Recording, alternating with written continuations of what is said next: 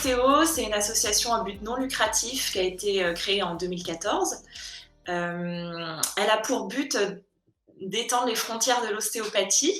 Donc, dans un premier temps, c'était les frontières géographiques auxquelles on a pensé en 2014, puisque l'ostéopathie, c'est une thérapie manuelle qui est pas du tout répandue dans le monde. En fait, c'est limité à quelques pays riches chez qui elle est reconnue.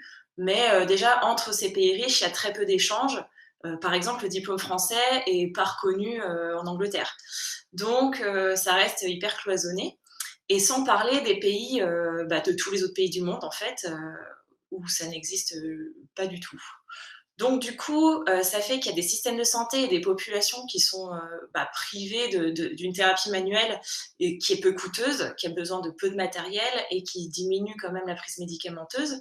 Donc du coup, nous on était partis de ce constat-là qu'il y avait potentiellement, un besoin de répandre un peu l'ostéopathie, dans des pays en voie de développement où il y a un système de santé qui est déjà efficace, mais dans lequel la thérapie manuelle, de manière générale, n'est pas très très développée. Ensuite, on s'est rendu compte que les étudiants, forcément, partant de là, il y avait très très peu d'échanges internationaux aussi pendant les études. Pas que pendant les études, mais à part quelques baroudeurs et quelques baroudeuses, il y en avait très peu finalement qui allaient se faire une expérience à l'étranger, alors que d'autres jeunes qui font des études supérieures, c'est facile aujourd'hui de faire des études avec des stages à l'étranger, des choses comme ça. Et c'est vrai qu'en ostéopathie, on trouvait que ça manquait un petit peu.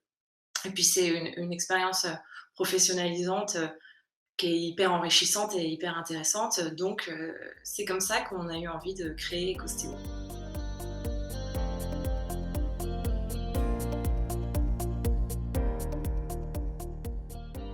Les étudiants d'ostéobio et d'autres écoles d'ostéopathie, on a eu des étudiants du CESO aussi, on a des étudiants de l'ULB à Bruxelles, aussi de la BSO à Londres. Et on a une étudiante une école de l'Est, dont je me rappelle plus du nom.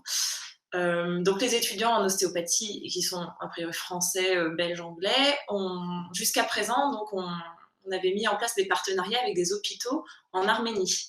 On avait choisi l'Arménie parce que c'était un pays en voie de développement, facile d'accès depuis la France pour des budgets étudiants et associations, jeunes associations. Et puis, et en fait, on avait eu des contacts avec mon collègue et cofondateur du coup de l'association, Samuel Adjiakian, qui a des origines arméniennes.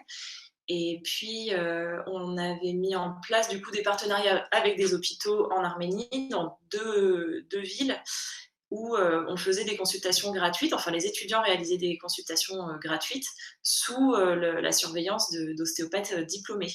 Donc du coup, c'était bénévole. Les étudiants partaient sur des périodes de 2 semaines où nous, on s'occupait de l'hébergement, d'une partie des repas, des transports sur place. On avait acheminé aussi des tables de pratique pour faire de l'ostéopathie dans les hôpitaux qui ont quand même... Pour le coup, il n'y a pas besoin de beaucoup de matériel en ostéopathie, mais en Arménie, il n'y avait pas beaucoup de matériel dans les hôpitaux. Donc du coup, voilà, ils réalisaient pendant 2 semaines des consultations gratuites dans différents endroits du pays. Et donc, on faisait ça sur la période grandes vacances, donc principalement en été, quand les étudiants n'avaient pas cours. Là, cette année, ça s'avère un petit peu compliqué parce que déjà, il y a la pandémie de Covid un peu partout dans le monde et l'Arménie n'est pas épargnée.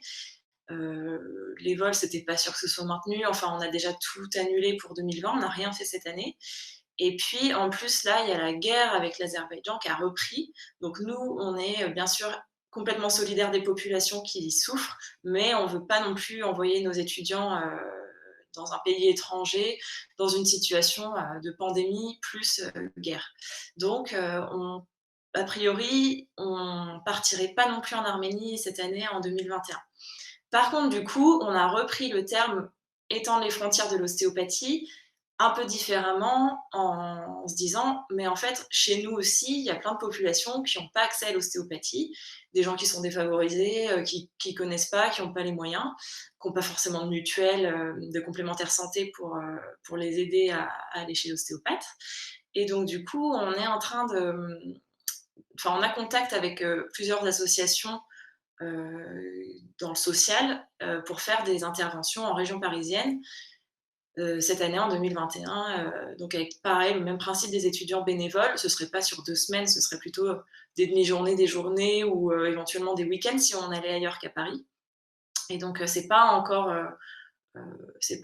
prêt à fonctionner, mais on est en train de mettre ça en place. Et donc pour 2021, c'est pas encore finalisé, mais quand on aura des nouvelles, on le fera savoir sur les réseaux sociaux et puis en contactant les étudiants qui nous avaient déjà fait part de leur intérêt pour participer cette année.